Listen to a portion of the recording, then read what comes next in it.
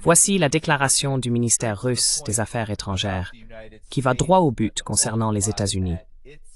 La faute leur incombe, et leurs restrictions auto-imposées n'ont pas été réciproques de la part des États-Unis ou de l'OTAN, les deux parties montrant et démontrant qu'elles sont déterminées à intensifier le déploiement de missiles à courte et moyenne portée. Nous avons également cette saga en cours, où Donald Trump, dans une querelle avec Dmitry Medvedev sur X, a déclaré qu'il était prêt pour une guerre nucléaire. Voici ce qu'il a dit. Quand on parle du nucléaire, il faut être prêt. Et nous sommes totalement prêts. Vous êtes venu plusieurs fois sur cette émission pour alerter sur les dangers d'un conflit nucléaire entre les États-Unis et la Russie. Où en sommes-nous aujourd'hui, après la récente annonce de la Russie concernant la fin de son propre moratoire sur le traité INF?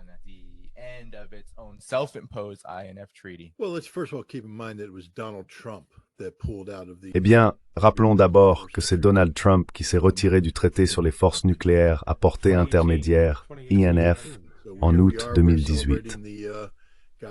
Nous en sommes donc là, à célébrer, mon Dieu, le 7e anniversaire de cette stupidité. Les Russes ont réagi en faisant de même, mais ils ont précisé qu'ils continueraient à respecter le traité INF en ce qui concerne les systèmes, tant que les États-Unis ne déployaient pas de système compatible INF en Europe. Les États-Unis ont effectivement déployé un système compatible INF. Il s'agit d'un système conteneurisé capable de lancer à la fois les missiles SM-3 et SM-6, la variante SM-6 connue sous le nom de Typhoon, qui serait un missile à courte portée en mode surface-surface.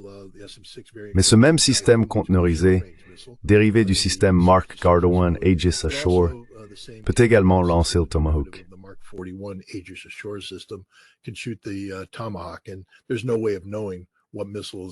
Et il est impossible de savoir quels missiles sont chargés dans le système de conteneur à un moment donné.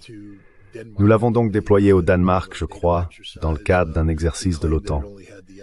Nous avons affirmé qu'il n'y avait que le SM-6 à bord, mais cela n'a aucune importance.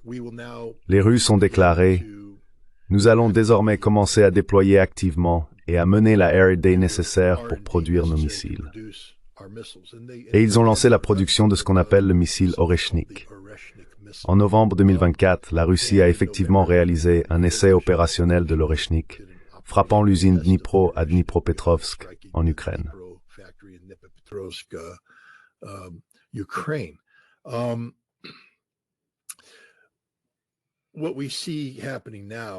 Ce que nous observons actuellement, c'est tout simplement le fait que les Russes sont passés à la production en série de l'Oreshnik.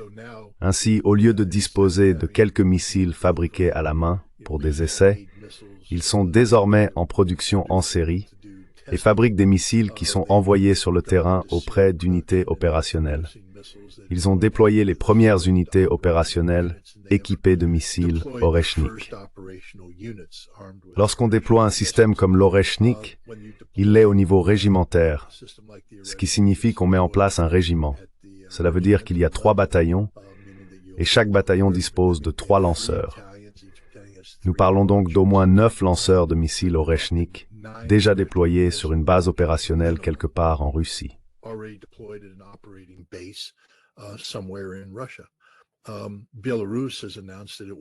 La Biélorussie a annoncé qu'elle recevrait le système Oreshnik d'ici la fin de l'année, je crois.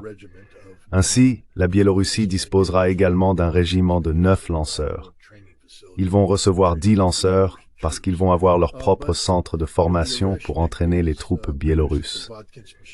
Mais vous savez, l'Oreshnik est fabriqué à l'usine de construction mécanique de Votkinsk. C'est un analogue du SS-20. Le SS-20 est un missile à portée intermédiaire qui a été éliminé lors du traité sur les forces nucléaires à portée intermédiaire, un dossier sur lequel j'ai travaillé. À l'époque, nous estimions que les Russes ou les Soviétiques pouvaient produire de 60 à 80 missiles de type SS-20 par an. C'était en temps de paix pendant la guerre froide. Aujourd'hui, l'Oreshnik est produit dans un environnement quasi guerrier, avec de véritables exigences sur Reagan.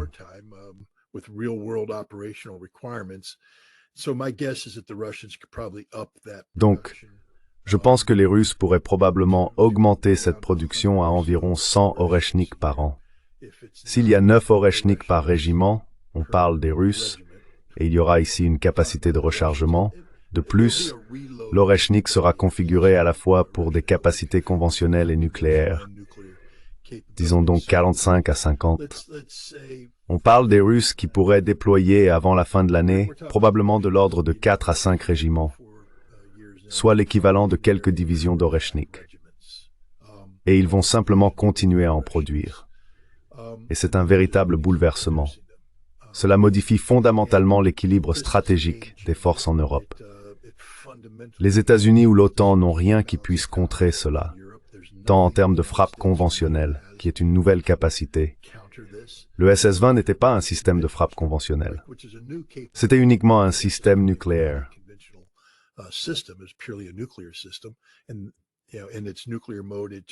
Et vous savez, dans sa configuration nucléaire, cela a tout simplement changé la donne. Cela a mis toute l'Europe en danger. Je veux dire, c'est ça le problème. Le tweet de Medvedev disait en gros que l'Europe s'était suicidée. Parce que désormais, vous avez garanti que tout conflit futur entraînera la destruction de toutes vos magnifiques flèches de cathédrales.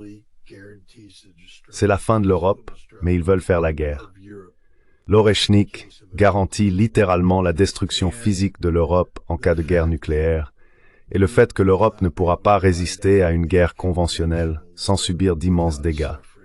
Il n'existe rien aujourd'hui dans le monde capable d'intercepter un missile Oreshnik. Donc c'est absolument un bouleversement. Est-ce que cela déstabilise l'Europe?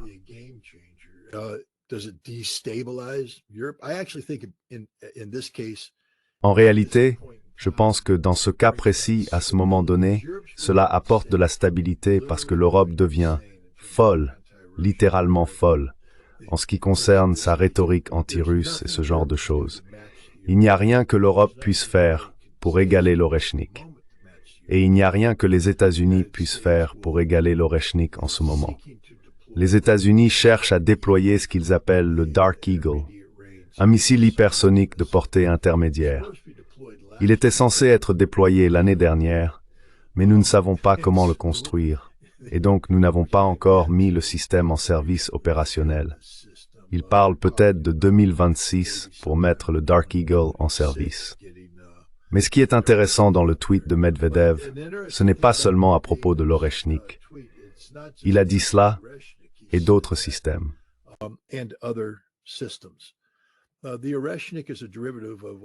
L'Oreshnik est un dérivé de ce qu'on appelle le RS-26 Rubesh, un missile que les Russes avaient en développement, mais il a rencontré des problèmes à cause du traité INF. Le Rubesh, déployé avec une certaine configuration d'ogive, pouvait être lancé à des portées inférieures au seuil des missiles à portée intermédiaire fixés par le traité. Mais le problème, c'est que si l'on utilisait une autre configuration d'ogive, il pouvait atteindre des portées supérieures. Et une fois qu'un missile est lancé à de plus grandes distances, il devient un missile à portée intermédiaire, tel que défini par le traité. Les Russes ne voulaient pas être perçus comme franchissant ce seuil, alors ils ont suspendu le déploiement du Rubesh. Mais le Rubesh est encore une fois un analogue du SS-20. C'est un missile qui a été développé pour combler le vide créé dans les capacités stratégiques russes lorsque le SS-20 a été éliminé.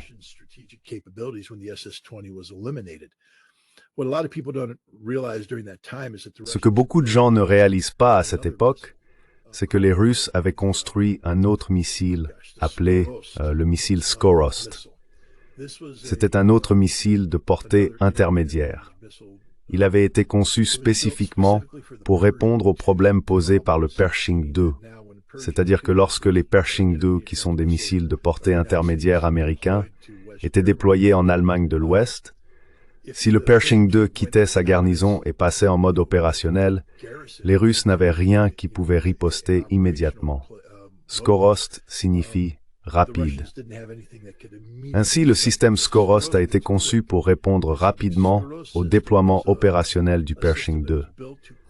De sorte que si les services de renseignement russes ou soviétiques détectaient le départ du Pershing II de sa base, Escoroth et Poraseb had it clear Thorwissing de avant qu'il ne puisse tirer.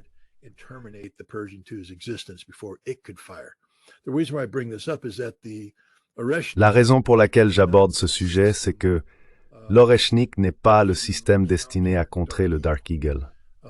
Il faudra produire un analogue de type Skorost pour contrer le Dark Eagle. De sorte que lorsque le Dark Eagle sera déployé en Europe, s'il est placé dans une position opérationnelle, il y aura un nouveau système russe. C'est ce à quoi Medvedev a fait allusion. Et je crois, c'est ce que je dis depuis le début, que les Russes reviendront à la doctrine soviétique et aux exigences opérationnelles soviétiques définies par les capacités de l'OTAN et des États-Unis. Si nous déployons le Dark Eagle, il y aura un nouveau missile. Ce sera l'analogue du Skorost. Je ne sais pas comment ils vont l'appeler. C'est encore une fois un bouleversement stratégique. C'est un échec et mat en faveur de la Russie. Les gens doivent comprendre maintenant que les Russes dominent l'ensemble du champ de bataille. Je ne sais pas si vous avez vu des opérateurs de drones ukrainiens publier un message sur Telegram, je crois il y a quelques semaines, où ils se moquaient de l'OTAN. Ils disaient, vous savez, on se fait laminer par les Russes qui ont maîtrisé la guerre des drones.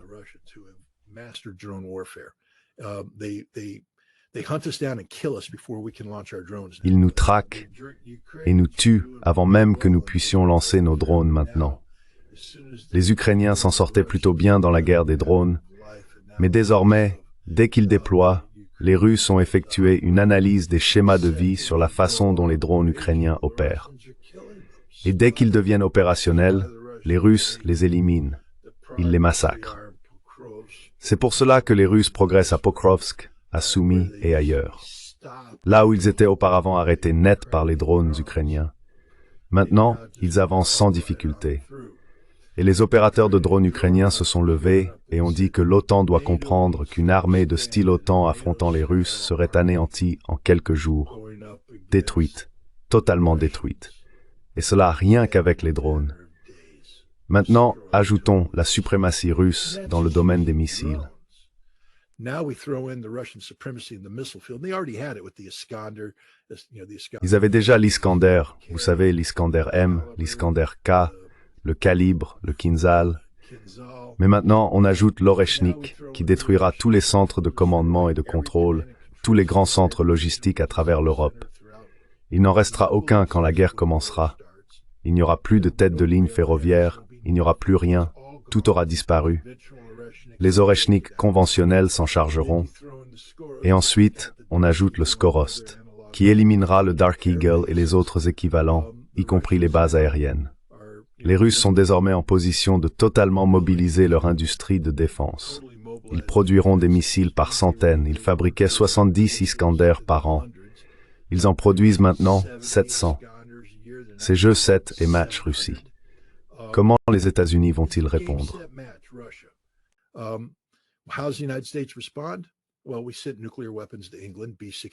Eh bien, nous avons envoyé des armes nucléaires en Angleterre, des bombes B-61-12. Comprenez que l'Oreshnik les éliminera aussi, ainsi que toutes les autres installations de stockage nucléaire. Vous savez, et puis il y a le fameux ou tristement célèbre tweet cinglant de Medvedev. Son tweet cinglant ne disait rien d'outrancier. C'était simplement une réponse à la stupidité de Lindsey Graham et d'autres qui ont menacé la Russie de frappes préventives. En gros, il disait « Si vous, les Russes, ne continuez pas ceci, nous savons comment faire.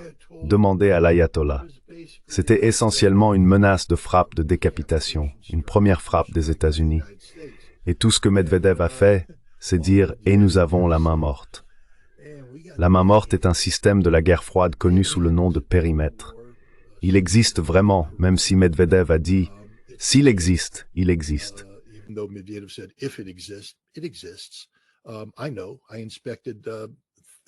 Je sais, j'ai inspecté au moins 3 des missiles associés à ce système en 1990. Il s'agissait alors de SS-25, qui ont depuis été modernisés en variante SS-27. Sans entrer dans trop de détails, si nous tentions une frappe préventive et qu'elle réussissait, disons que nous tuions Poutine, Medvedev et tout le monde, que nous détruisions leur commandement et contrôle et tout le reste, et que nous essayions d'éliminer leurs armes nucléaires. Le système Perimeter dispose de capteurs partout en Russie pour détecter la radiation, les ondes sismiques et surveiller les communications. Lorsqu'une détection de radiation, une détection sismique et une perte de communication sont constatées, alors la main morte s'active.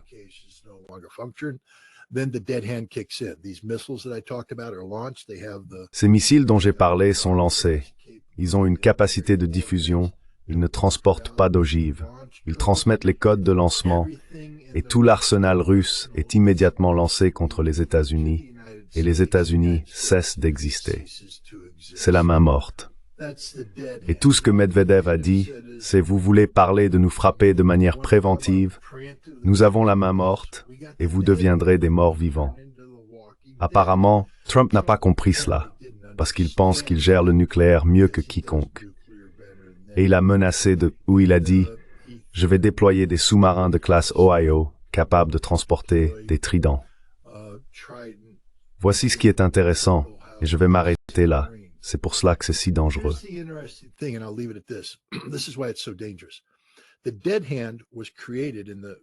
La main morte a été conçue à la fin des années 1970 et déployée au début des années 1980, par crainte que les capacités des Pershing II, des sous-marins de classe Ohio et des missiles Trident ne donnent aux États-Unis une véritable capacité de décapitation par une première frappe préventive, surtout si un sous-marin Trident s'approchait des côtes russes ou alors soviétiques et tirait les Tridents sur une trajectoire réduite, ce qui éliminerait la détection par les radars longue portée et offrirait des temps de vol plus courts.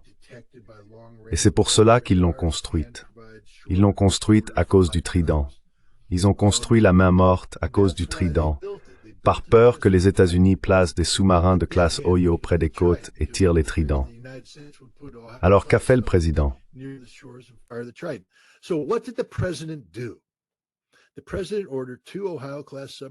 Le président a ordonné à 2 sous-marins de classe Ohio de se rapprocher des côtes russes. Maintenant, les radars russes s'affolent partout. Vous savez, la Russie ne cherche pas une guerre nucléaire, mais elle ne va pas rester les bras croisés pendant que les États-Unis mènent une frappe préventive. Donc maintenant, les niveaux d'alerte russes ont augmenté. L'automne dernier, l'évaluation de la CIA était qu'il y avait plus de 50% de chances d'avoir une guerre nucléaire avant la fin de l'année. Nous en avons parlé l'an dernier. Vous savez, je fais partie des rares personnes qui connaissent vraiment ce sujet à fond. Et à l'époque, j'ai dit qu'il y avait plus de 50% de chances. La CIA était d'accord avec moi. Et nous avons été très proches d'une guerre nucléaire l'automne dernier. Nous l'avons évité, heureusement.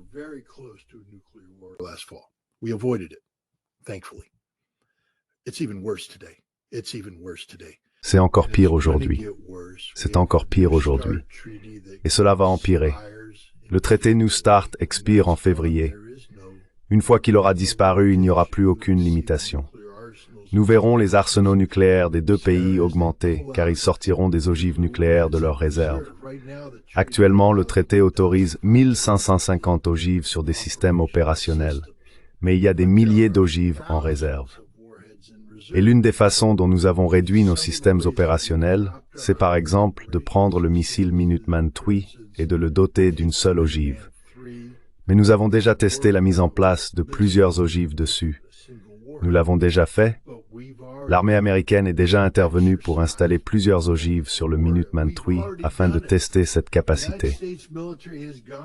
Nous pouvons faire la même chose avec le Trident. Nous avons réduit le nombre d'ogives. Nous pouvons l'augmenter.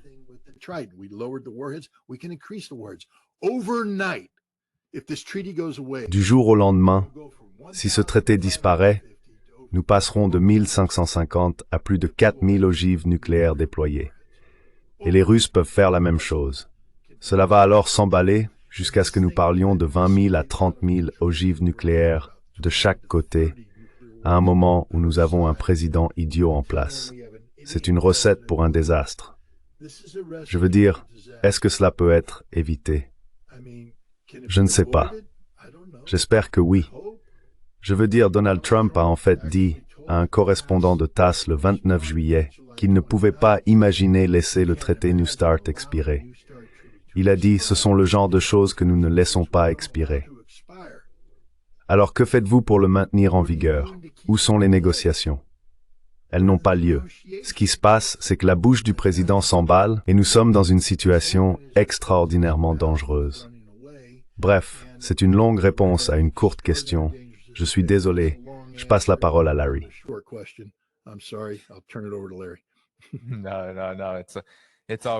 Non, non, non. Tout va bien. Et Larry, ton analyse, tu sais, Scott a mentionné Dmitri Medvedev et il a commenté la déclaration du ministère russe des Affaires étrangères concernant la levée du moratoire sur le déploiement de missiles à moyenne et courte portée en raison de la politique anti-russe des pays de l'OTAN. C'est une nouvelle réalité. Tous nos adversaires devront en tenir compte. Attendez-vous à d'autres mesures. Donc Larry, à toi.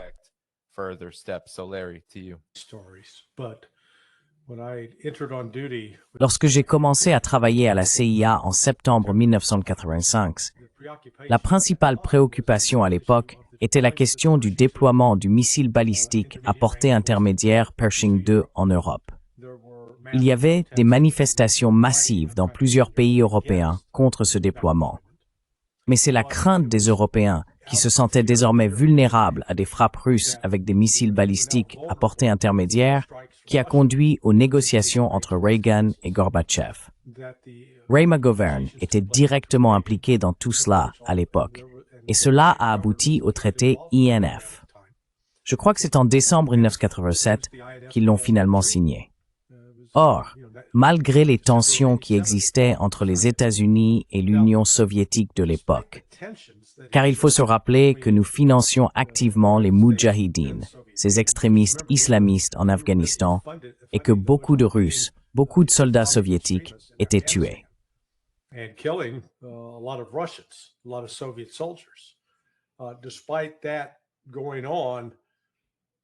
Malgré tout cela, nous avons tout de même réussi à discuter et à trouver un règlement négocié avec le traité NF.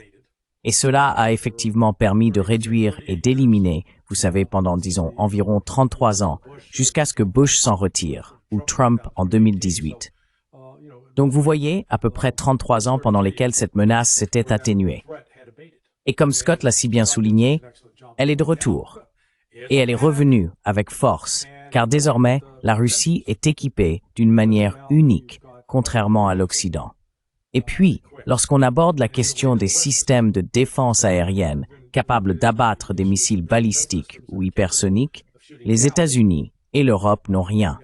Ils n'ont rien qui puisse contrer les capacités russes. Mais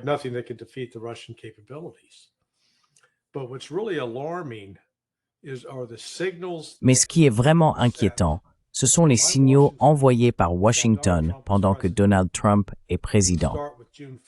Commençons par le 1er juin, avec l'attaque en toile d'araignée qui a eu lieu sur les bases aériennes stratégiques à travers la Russie.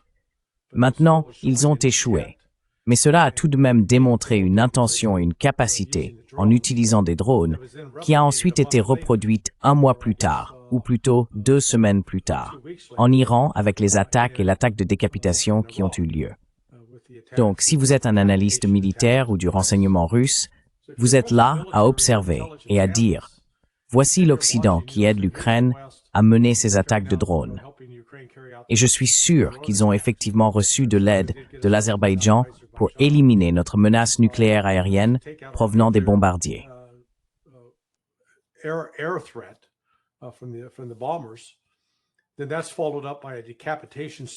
Ensuite, cela est suivi par une attaque de décapitation en Iran. Puis, cela s'enchaîne avec le général Christopher Donahue, qui, de manière informelle lors d'une réunion de l'OTAN, évoque la rapidité avec laquelle les États-Unis pourraient envahir Kaliningrad, puis vaincre les Russes. Et il dit cela au même moment où Trump, et je ne sais pas si Trump savait vraiment ce qu'il approuvait, mais il doit en assumer la responsabilité. Il est président, déploie ses bombes nucléaires à gravité, non seulement en Angleterre, mais aussi, je crois, sur au moins 6 autres bases de l'OTAN à travers l'Europe. La première fois que nous les avions retirées, c'était vers 2008. Et je ne sais pas si ce retrait en 2008 faisait partie d'un processus de traité ou autre, mais l'essentiel, c'est que nous cherchions à désamorcer la tension nucléaire.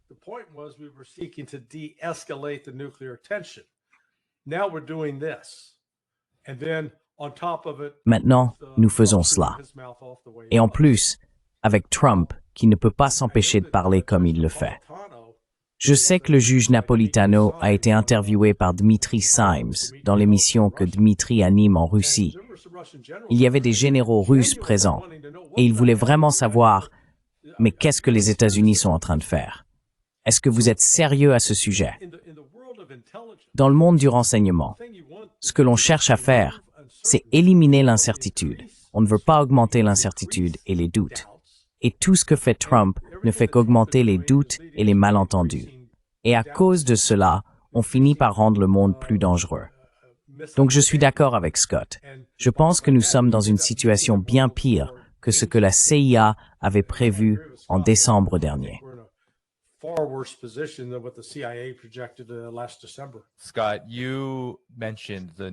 Scott, vous avez mentionné le traité New START, son expiration et les dangers que cela représente.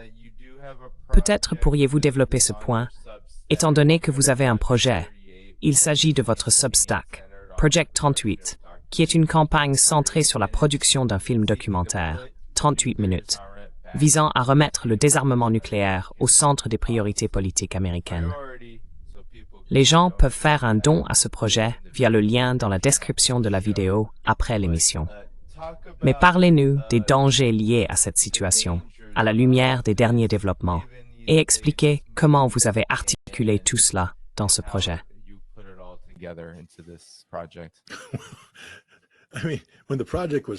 Je veux dire, lorsque le projet a été conçu, nous ne vivions pas dans une totale folie.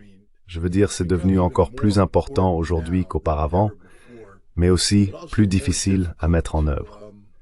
La seule bonne nouvelle, c'est que le président semble au moins conscient du fait qu'il existe un traité, qu'il arrive à expiration et que son expiration serait une mauvaise chose. Donc, c'est un pas dans la bonne direction. Car l'un des buts et objectifs du projet 38 était de s'assurer que le président soit informé de l'expiration et d'essayer de le convaincre de l'importance absolue de prolonger ce traité jusqu'à ce qu'un nouveau mécanisme de contrôle des armements puisse être négocié entre la Russie et les États-Unis, probablement même en incluant la Chine.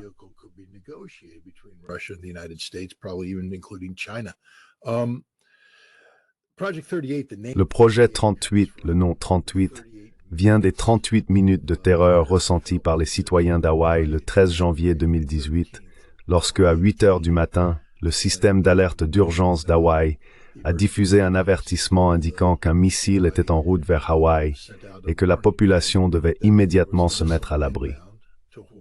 Ceci n'est pas un exercice.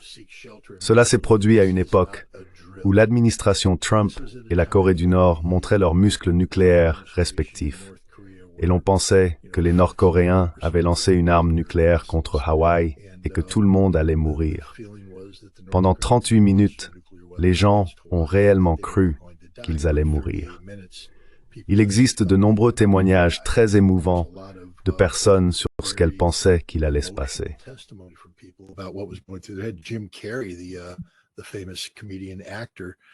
Le célèbre humoriste et acteur raconte qu'il se trouvait à Maui lorsqu'il a reçu un appel de sa productrice qui lui a dit « Des missiles arrivent, nous allons mourir ». Elle a demandé « Tu veux qu'on se retrouve ?» Il a répondu « Je ne vais pas passer les dernières minutes de ma vie à conduire vers toi en panique. Je suis sur la plage, je vais simplement m'asseoir, regarder la mer, penser à des choses paisibles et attendre que ça arrive. » Les gens étaient convaincus qu'ils allaient mourir. Puis il s'est avéré que c'était une erreur totale du système d'alerte d'urgence. C'était un exercice qui a été diffusé en direct, et ce fut un désastre. Mais ce qu'il faut retenir, c'est que la terreur était réelle, et la peur d'un missile arrivant était bien réelle.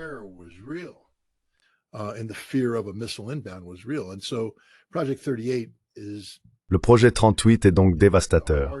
Son cœur est un film documentaire, 38 minutes, que je réalise et qui cherche à capturer ces 38 minutes de terreur. L'objectif de cette captation est de frapper le public avec le fait que, lorsque le missile arrive, il n'y a rien que vous puissiez faire pour le faire revenir en arrière. Vous êtes mort, vous allez littéralement mourir. Et je veux que les gens soient placés dans cette situation afin de pouvoir leur poser la question. Maintenant que vous savez que vous allez mourir, si vous pouviez revenir 6 mois en arrière, que seriez-vous prêt à faire pour empêcher ce missile de décoller? Vous savez que vous êtes mort, que vous allez mourir. Que feriez-vous pour rester en vie?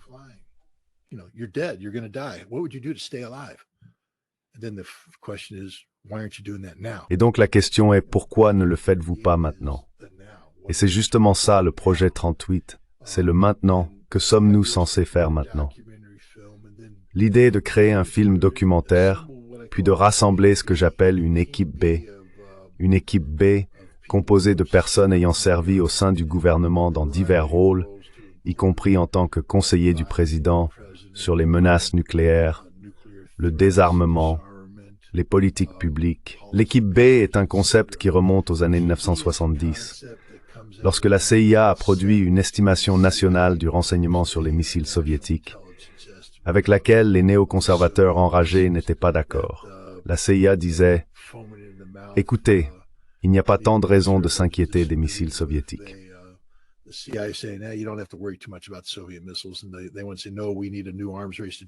Et ils sont allés dire non, il nous faut une nouvelle course aux armements pour justifier la construction du Peacemaker, du Midgetman, un petit missile balistique intercontinental, des missiles transportés par rail, de nouveaux sous-marins, tout le lot, bombardier B1, bombardier B2, conceptuel.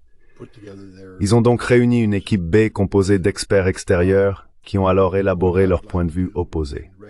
Ce que j'aimerais faire, en reconnaissant que le président est conseillé par les pires personnes au monde, littéralement des gens qui ne savent rien, qui sont ignorants, c'est constituer une équipe B et demander une audience auprès du président ou de ses principaux conseillers afin de leur présenter ce point de vue alternatif qui sera fondé sur des faits, sur la réalité et non sur la théorie ou l'idéologie.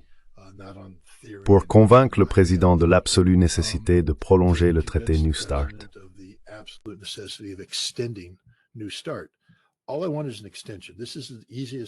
Tout ce que je veux, c'est une prolongation. C'est la chose la plus simple au monde. Prolongez-le de 3 à 5 ans, afin que nous ne levions pas le plafond, que nous puissions le maintenir bas et entamer un processus de négociation. Mais les Russes disent, qu'y a-t-il à négocier? Vous ne voulez même pas nous parler. Vous maintenez toujours cette politique absurde qui vise la défaite stratégique de la Russie. Pourquoi, au nom de Dieu, nous débarrasserions-nous de la seule chose qui empêche que votre défaite stratégique ne se produise jamais, nos forces nucléaires stratégiques? Il faut donc qu'un tas de changements soient mis en œuvre.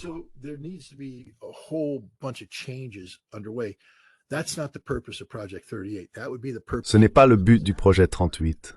Cela relèverait de ce qui viendra après le projet 38. Le projet 38 consiste simplement à prolonger le traité New START et les mesures qui y sont associées.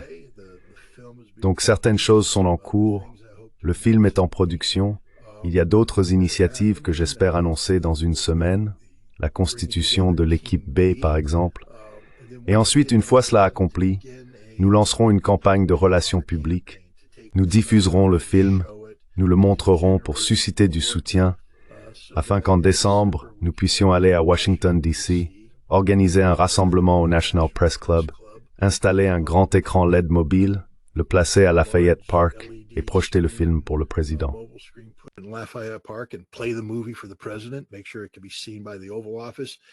Assurez-vous que cela puisse être vu depuis le bureau ovale et demandez une audience. Demandez l'audience et exposez les arguments, en espérant convaincre le président que, le 4 février, si je ne me trompe pas, ce traité ne prendra pas fin, il sera prolongé. Mais cela va demander beaucoup de travail, aussi bien ici aux États-Unis qu'en Russie. Je veux dire, nous avons réellement besoin de l'aide de la Russie sur ce point. Nous avons besoin que la Russie indique qu'elle serait ouverte à cette idée dès maintenant. Je veux dire, regardez, les Russes viennent de dire, Vous avez abandonné le traité INF. Nous ne déployons pas de système INF. C'est vrai, c'est difficile.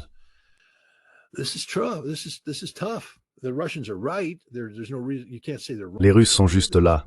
Il n'y a aucune raison de ne pas dire qu'ils ont tort de faire cela. Mais nous allons dans la mauvaise direction. Et donc, vous savez, le projet 38, et je pense que c'est l'un des projets les plus nécessaires auxquels je puisse penser. J'ai mené l'opération Aube l'année dernière, qui visait à attirer l'attention du monde sur le danger de la guerre nucléaire et à essayer d'amener les candidats à s'engager sur des politiques pour l'éviter. Et par la grâce de Dieu, la chance et tout le reste, nous avons évité ces écueils. Et je pense que l'opération Aube nous a aidés. Danny, tu as joué un rôle important là-dedans. Larry, toi aussi. Je veux dire, c'était un effort d'équipe, et je cherche un effort d'équipe pour le projet 38. Vous pouvez donc aller sur mon Substack, scottrite.com. Vous y verrez le bouton du projet 38. Vous pouvez vous renseigner sur le projet 38. Et vous savez, je déteste demander de l'argent, mais je vous le dis simplement, ces choses-là ne se font pas gratuitement. Je veux dire, rien que réserver le National Press Club, ce qui était essentiel pour l'opération Dawn. Je tiens à dire que la conférence de presse que nous avons organisée au National Press Club a permis de franchir une étape décisive pour accomplir des choses qui ont évité une guerre nucléaire, ou contribué à l'éviter. Mais rien que la location de cet espace coûte entre 12 et 15 000 $. Et cela ne peut se faire qu'avec de l'aide. Donc, s'il y a des personnes qui pensent que c'est un bon projet, allez sur scottriter.com, cliquez sur le bouton de don et faites un don. Je peux vous dire que les dons reçus jusqu'à présent, je ne peux rien dire pour l'instant, mais à la même époque, la semaine prochaine, nous sommes ce que vos dons ont permis de réaliser.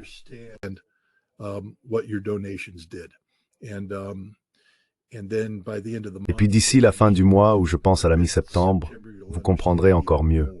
Nous avons de l'élan. Nous avançons dans la bonne direction. Je suis très optimiste. Et Larry, tu me connais depuis longtemps, et je suis généralement quelqu'un de plutôt pessimiste. Je veux dire, j'essaye toujours, tu sais, de faire ce qu'il faut, mais je suis toujours... Enfin, c'est difficile de... Je suis extraordinairement optimiste, et tu comprendras mieux pourquoi la semaine prochaine, mais c'est uniquement grâce au soutien qui a été reçu. Donc je veux remercier tous ceux qui ont soutenu ce projet jusqu'à présent, et je remercie d'avance ceux qui envisagent peut-être de le soutenir. Tu sais, il y a d'autres choses que nous faisons aussi. Waging Peace était un projet qui a été arrêté. Je t'ai dit, Danny, tu connais la bonne nouvelle? La nouvelle étrange, vraiment étrange. Tu es au courant aussi? J'ai reçu mon passeport. Regardez ça, incroyable. Et c'est incroyable ce qu'un passeport peut permettre, tant de possibilités s'ouvrent à vous. Par exemple, vous pouvez recommencer à mener des actions pour la paix, ce qui consistait à aller en Russie et à faire des choses pour, vous savez, faire avancer cet objectif. Mener la paix inclut aussi ce que nous avons fait ici. Comme vous le savez, en juin, nous avons organisé un sommet de citoyens américano-russes, une sorte de 40e anniversaire du Space Bridge de 1995. Ce fut un grand succès et cela a attiré beaucoup d'attention. Il y a des personnes qui souhaitent poursuivre cette initiative, donc nous allons continuer en travaillant à organiser divers sommets à travers les États-Unis et en essayant aussi de susciter l'enthousiasme des Russes à ce sujet. La diplomatie citoyenne est un élément très important de tout cela. Donc, le projet Waging Peace est toujours en cours et nous allons simplement continuer à avancer. Écoutez, Danny, Larry, c'est un travail d'équipe.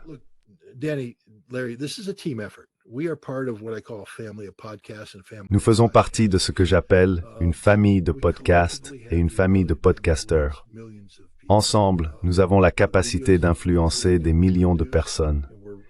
Les vidéos que nous produisons collectivement, et nous sommes à peu près tous sur la même longueur d'onde. Nous pouvons différer sur certains détails ici et là, mais nous sommes du même côté, dans la même équipe, sur la même longueur d'onde. Quand nous unissons nos forces, Nous avons en réalité plus d'impact que CNN, Fox et les autres. Et tu sais, ce que nous faisons ici, ce que tu fais ici aujourd'hui, Larry, ce que tu fais est très important. Pour que tout le monde le sache, Larry, tu es allé à Moscou plus tôt cette année et tu as interviewé Sergei Lavrov. Je veux dire, c'est vraiment un coup de maître. Tu as eu d'autres rencontres. Tu travailles en coulisses. Tu travailles dans l'ombre parce que j'imagine que c'est là que tu es à l'aise avec tes fichus t-shirts hawaïens. Mais je crois que ton micro est coupé. Oh, désolé. Je vous avais mis en sourdine. Toutes mes excuses. J'ai dit, un visage fait pour la radio. Il suffit de me garder hors de vue. Oui, eh bien, je veux dire, nous avons tous un visage fait pour la radio. Malheureusement, nous avons StreamYard. Mais l'essentiel, c'est qu'ensemble, nous pouvons faire la différence. C'est nous, les têtes parlantes ici, et ce sont les personnes qui regardent. Nous avons réellement la capacité d'accomplir un travail très important. C'est ça, être un bon citoyen, à la fois citoyen de la nation et citoyen du monde. Encore une fois, merci de m'avoir permis d'en parler, Danny. J'ai un nouveau livre qui vient de sortir. Encore une fois, je fais la promotion du livre, non pas parce que mon éditeur le veut, même s'ils seront contents que je le fasse, mais parce que c'est pertinent.